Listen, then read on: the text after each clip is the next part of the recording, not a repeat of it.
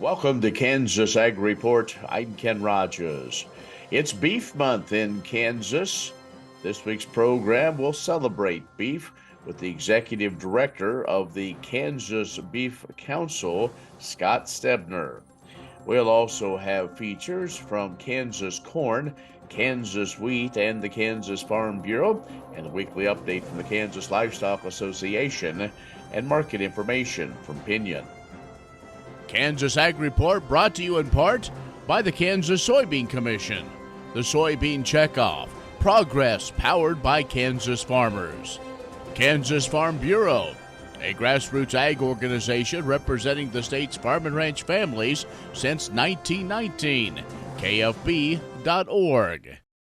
And the Kansas Wheat Commission, lending in the adoption of profitable innovations from wheat, online at kswheat.com.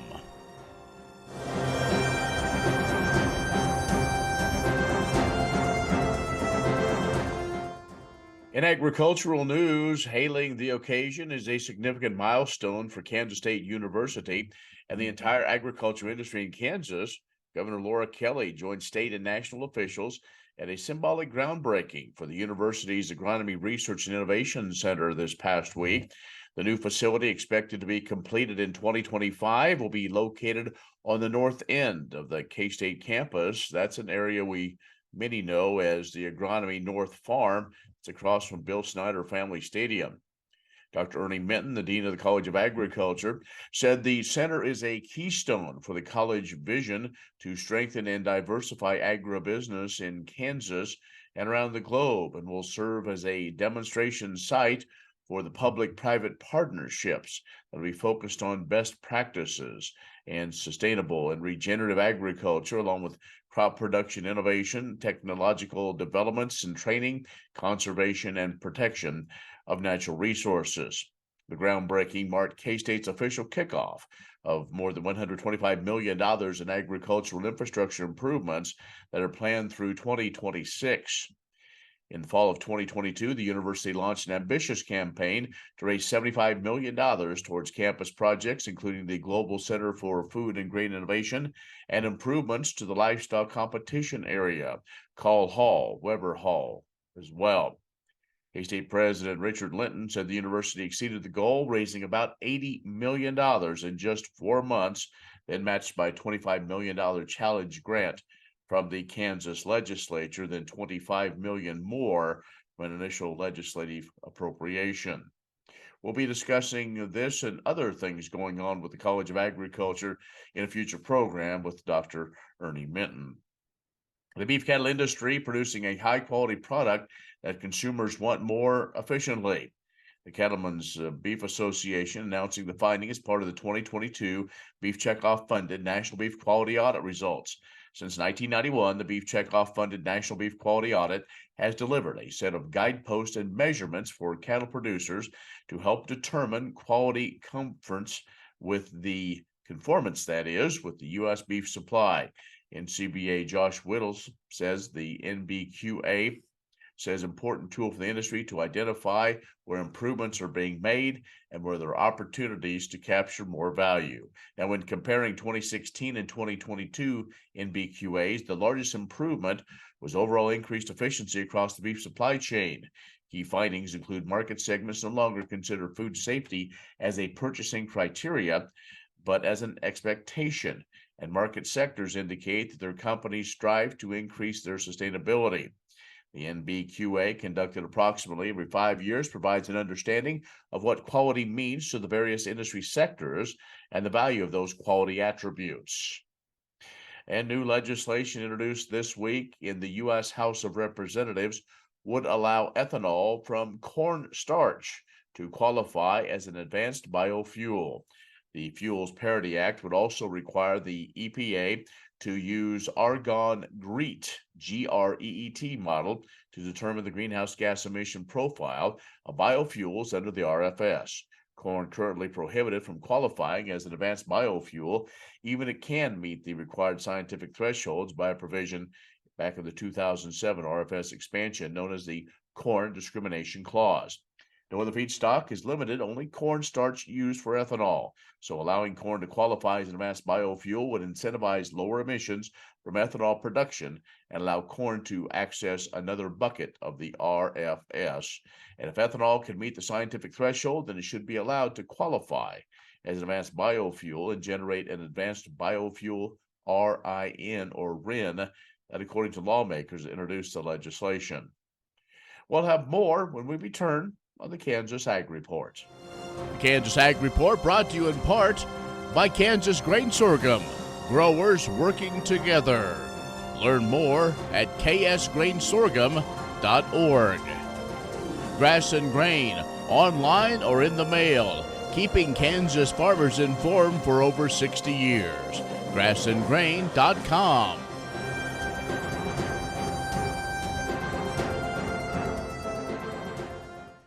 Well, May is Beef Month in Kansas, and to talk about it is Scott Stebner, who's Executive Director of the Kansas Beef Council. Hi, Scott. Hi, thanks for having me. And like we mentioned, May might officially be Beef Month with Governor Kelly signing the proclamation, but we really think every month is a great time to celebrate Beef Month. Absolutely, one of the longer months, so that's always great that we have all those days in May kicking off the grilling season and all that. But let's talk about just the beef industry in Kansas. I think most people, they don't know, one of the leaders. We do not only from cow-calf pairs to growing to a lot of different things. If you love a good steak or a good hamburger, Kansas has a big part in that. Yeah, I mean, what you really look at is about 25% of the nation's steaks can be attributed to Kansas in some shape or fashion, whether it's a cow-calf producer, the dedicated folks at the feeding aspect of the industry, to the processors. It is an incredibly vital aspect of it, and I believe some of the last data I saw was over 10 billion in cash receipts.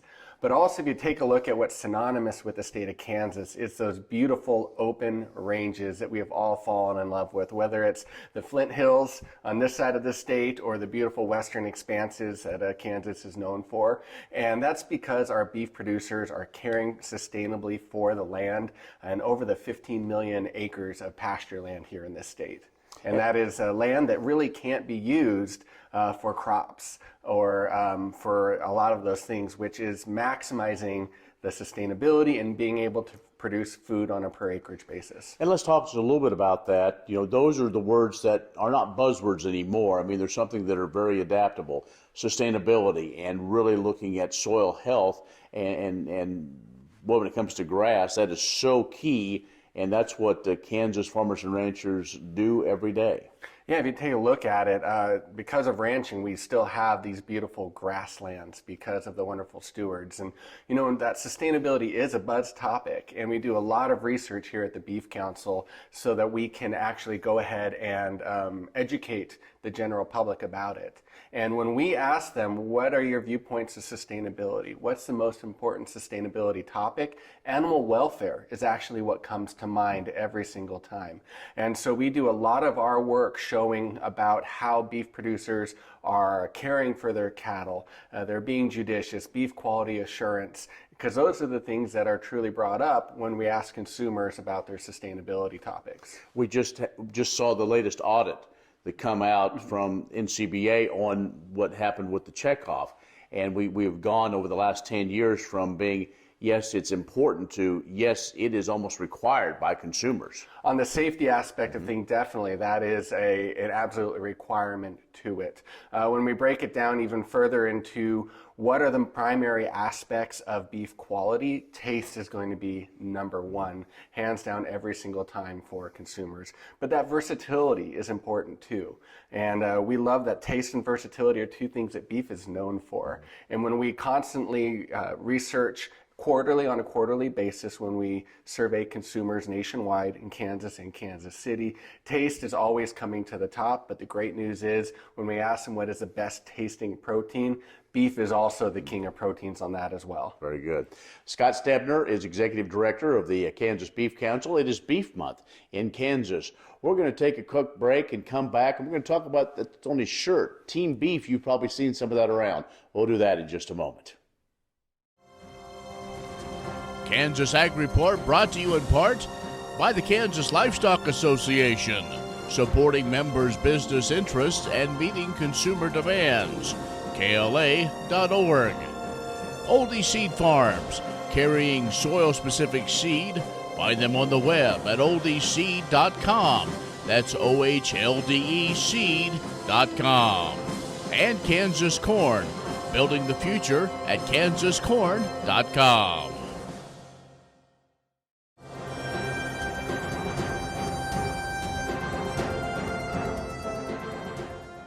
And our guest is Scott Stebner, who is the Executive Director of the Kansas Beef Council. It is Beef Month in Kansas.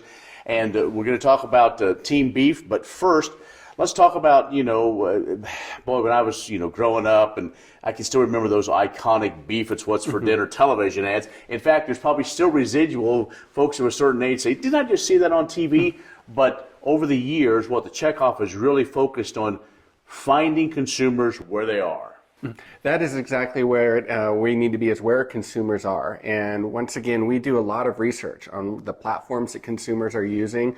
We look at a lot of research from scholarly sources as well. And if you take a look at it, our commercials are still being aired on television, but it's digital television. So if you take a look at it, more than 50% of consumers under the age of 45 have cut the cord to cable.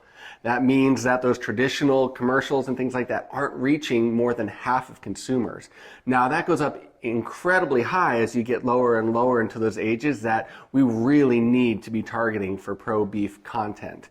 And so what we do is we actually work with connected TVs, so things like Samsung, Roku, Chromecast, potentially Hulu, and a few others. And we can target consumers by age group, but also interests on their television at home. And the great thing is we can tell if they've watched an entire commercial or if only part of it and pivot it. And we can now group into audience ideas, personas, a bunch of different things that we just didn't get on broadcast. But the great thing is it's incredibly efficient. So we're maximizing that dollar to reach the broadest, most number of consumers that we can. So yes, beef is still on television. It's still on that living room, but it is in the digital realm where consumers are living now. All right. Very interesting. I know the thing continues to develop, but it's a good investment of checkoff dollars to get the best return you can. I know that's what you and your board works for. All right, just remaining moments, let's talk a little bit about Team Beef. I see more of those shirts out there, either on bikes or runners. So talk a little bit about that outreach and how that works. Yeah, Team Beef, it really grew out of a grassroots effort to talk to one-on-one from peers. We trust our peers. We trust that people have the same activities. And the Team Beef program in Kansas has grown to about 900 total members with about 400 active. We're the second largest in the entire country. I'm a Team Beef member. I competed 2 weeks ago in a bike race, and it was great showing other people who have similar interests that, look, beef is an important part of my training program. And I like to say we don't exercise so we can have beef. We have beef so we can exercise and be our best. And that is a true message of Team Beef. All right, Scott, so now folks want to learn more. I know there's a lot of recipes. We're not necessarily talking recipes today, but there's a lot of that research, a lot of nutrition things about things that are going on with the Kansas Beef Council and others. How can folks find that? To stay up to date on Kansas Beef Council activities, they can go to kansasbeef.org and go to the Beef Hub. And that'll have a general list of activities and things like that. And they can also always go to beefiswhatsfordinner.com. All right, Scott, very good. Thanks a lot. Let's go ahead and celebrate May with a steak or two. Still got some days left, so thanks. Oh, of course, plenty of steaks. All right, thanks. Scott Stebner, who is the Executive Director of the Kansas Beef Council, has joined us. We will have more coming up in just a moment. Stay with us. Kansas Corn reminds you that E15 fuel is the right choice for every kind of driver. For the car enthusiast, E15 has higher octane. For the thrifty driver, E15 is priced lower than regular unleaded. For the nature lover, E15 provides cleaner air. For the shopper who buys local, E15 has more ethanol from our Kansas corn farms. Choose E15 for a higher octane, lower price, cleaner American fuel. Message from the Kansas Corn Commission. Learn more at kscorn.com.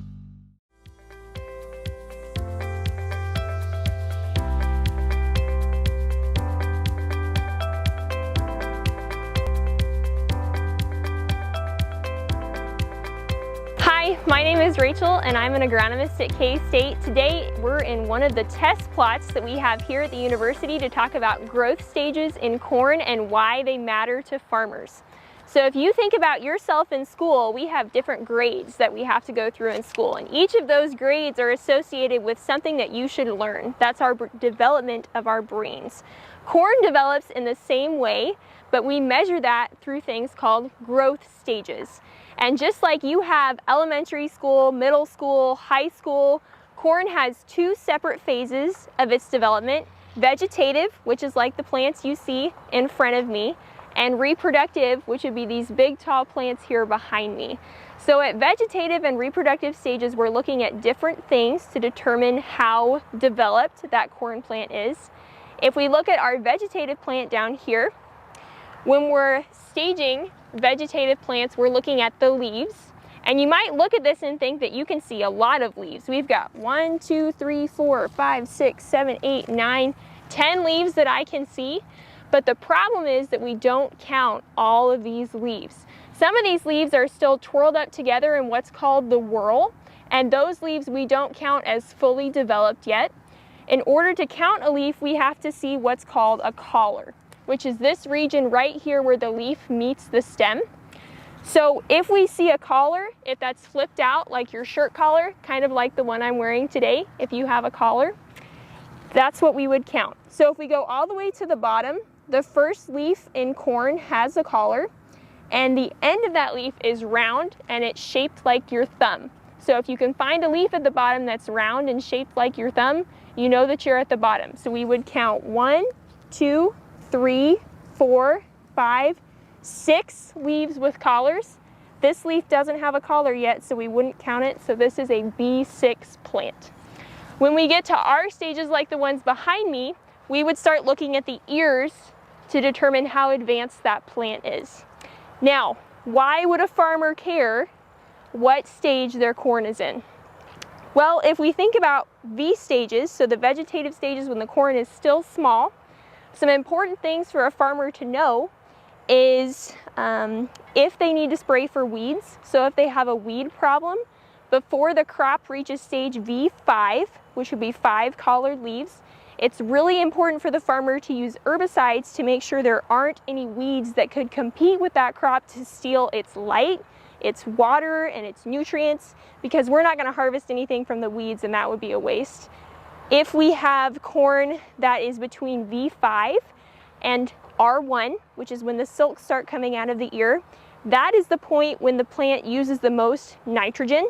So some farmers will give the plant nitrogen when they plant it, and they'll give it some more around V5 so that the plant can use that really efficiently to make sure that we're using our nitrogen environmentally well. If we look at our reproductive stages, some of the key things here are protecting our ears and protecting our leaves. So if we have insects that are trying to eat our kernels, because they're delicious, just like you like to eat sweet corn, insects like to eat the corn too. The leaves we need to protect because there are solar panels. They're collecting that light and turning it into sugar so that we can fill those ears. So we might use a fungicide to protect the leaves during reproductive stages, and we might use an insecticide to protect the ears during reproductive stages.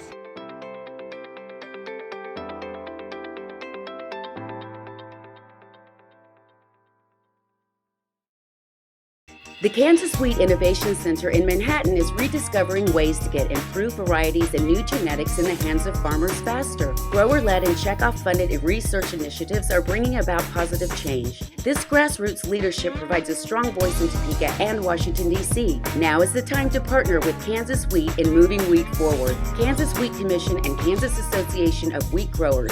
Farmers investing in their future and yours. Log on to rediscoverwheat.org.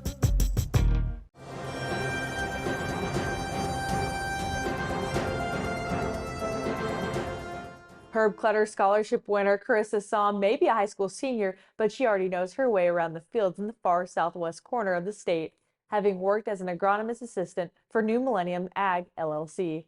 After 2 summers identifying crop diseases, weeds, and insects, suggesting treatments and collecting samples, she knew she had found her calling in agronomy.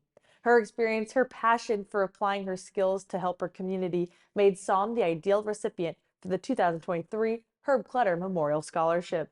Psalm plans to attend Kansas State University to major in agronomy with a minor in animal science. Psalm's focus on agronomy makes her the ideal fit for a scholarship honoring Clutter. Herbert W. Clutter was a farmer from Holcomb and the first president of the National Association of Wheat Growers. Clutter encouraged Kansas wheat farmers to organize as a strong, unified voice, which led to the formation of the Kansas Association of Wheat Growers in 1952. He encouraged research in education and industrial uses of wheat, improved variety development, and methods to produce the best product at the lowest cost. Clutter's efforts led to the formation of the Kansas Wheat Commission by the Kansas Legislature in 1957. Premier Farm and Home has what you need to make your lawn the best in the neighborhood. Hi, I'm Ken. We choose Premier Farm and Home for the professional look that we do ourselves. Feel free to stop in. You can also visit our website at heycow.com. Kansas Farm Bureau, the voice of agriculture, represents grassroots agriculture. The state's largest and most powerful farm organization stands up for its members through leadership development, agriculture education, legal defense, environmental advocacy, farm safety, and risk management. Members also enjoy money-saving benefits. To join our organization today or to learn more, go to www.kfb.org or find us on Facebook and Twitter. Ryan and Ashley Stainbrook operate a fourth-generation farm, Stony Point Farms, in Lynn and Miami counties. The family manages 2,000 acres of row crops and runs 40 head of commercial cattle used in the production of show steers and heifers. Stony Point Seed is the family retail business, which provides seed, chemical, liquid fertilizer, feed, precision planting equipment, and veterinary supplies to more than 300 farmers, ranchers, and livestock youth. Ryan has been active on the Lynn County Farm Bureau Board for 4 years, serving as president for the last 3. He helped develop Lynn County Ag Day, a locally held mini farm show, which provided chemical education to farmers and livestock nutrition education to 4-H youth. This program received a Horizon Award from Kansas Farm Bureau. The board recently developed a local benefit card that raises money for FFA, local businesses, and builds upon Farm Bureau philanthropic activities. The Stainbrook family feels county farm bureaus and Kansas Farm Bureau can provide positive changes for agriculture and Kansas through programs, education, and empowering local communities.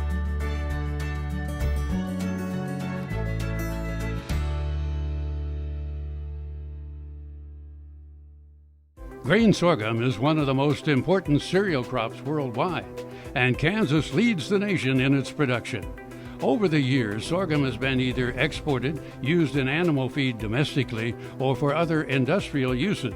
Recently, its use in the ethanol market has seen tremendous growth, with 30% of domestic sorghum typically going to ethanol production. Kansas Grain Sorghum is committed to sorghum research, market development, and education. Learn more at ksgrainsorghum.org.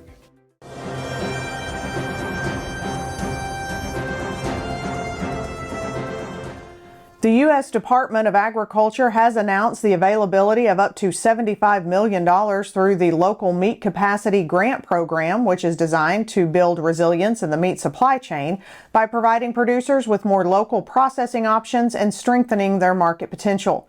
The program is targeted for processors with smaller scale projects like expansion or equipment updates. According to USDA Marketing and Regulatory Programs Undersecretary Jenny Lester Moffitt, local and regional meat processing is an important part of a resilient food supply chain. She said it not only provides producers with diverse processing options in their areas, but it also adds infrastructure, income, and jobs in communities and provides more choices for consumers. Applying for a local meat capacity grant is a competitive process. Applications will be accepted through July 19th.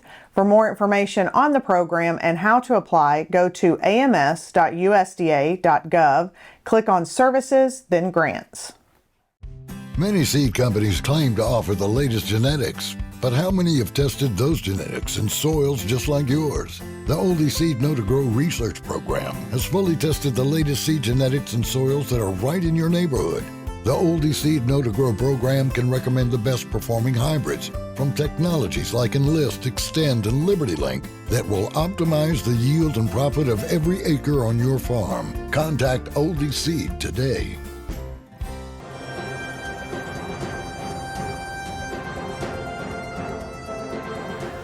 Good day. I'm Derek Hermish with Pinion, a division of Keiko Isom. Volatile grain markets are the new normal, it seems. The good thing about true volatility is that it creates much more opportunity than flat markets.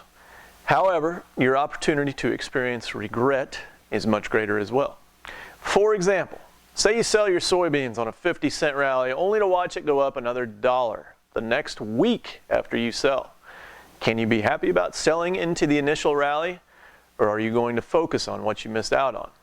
Regret should be the least of your concerns when it comes to marketing, but it can rear its ugly head in these environments and negatively affect decisions down the road. Selling your grain at profitable levels is the key. That's what you're always told, but it's never that simple. It is true that you will not go broke selling for a profit, but you're not in the business of making widgets for $1 and selling them for $2. Volatile markets provide opportunity, but they also provide opportunity cost. If you make a decision that nets you 50 cents less on average for your grain than your fellow neighboring farmers, nobody is going to offer you a discount on fertilizer or seed or equipment repairs to help you make up for it. Quite the opposite, as we've seen recently with inputs going higher. There are options, literally, that can be very useful in volatile markets. Yes, I am referring to puts and calls. I know there are many of you out there that are not fans of options. I talk to you quite frequently, and sometimes I agree with you. But in my experience, this is the environment to utilize them. If you'd like to visit with us about it, give us a call at 888-452-8751. I'm Derek Hermish. Have a good day. That's our show this week. Be social with us online, kansasagreport.net, or our social media channels. I'm Ken Rogers. Thanks for joining us. We'll see you next week on the Kansas Ag Report. Kansas Corn reminds you that E15 fuel is the right choice for every kind of driver. For the car enthusiast, E15 has higher octane. For the thrifty driver, E15 is priced lower than regular unleaded. For the nature lover, E15 provides cleaner air. For the shopper who buys local, E15 has more ethanol from our Kansas corn farms. Choose E15 for a higher octane, lower price, cleaner American fuel. Message from the Kansas Corn Commission. Learn more at kscorn.com. Sorghum is one of the most important cereal crops worldwide, and Kansas leads the nation in its production. Over the years, sorghum has been either exported, used in animal feed domestically, or for other industrial uses. Recently, its use in the ethanol market has seen tremendous growth, with 30% of domestic sorghum typically going to ethanol production. Kansas Grain Sorghum is committed to sorghum research, market development, and education. Learn more at ksgrainsorghum.org.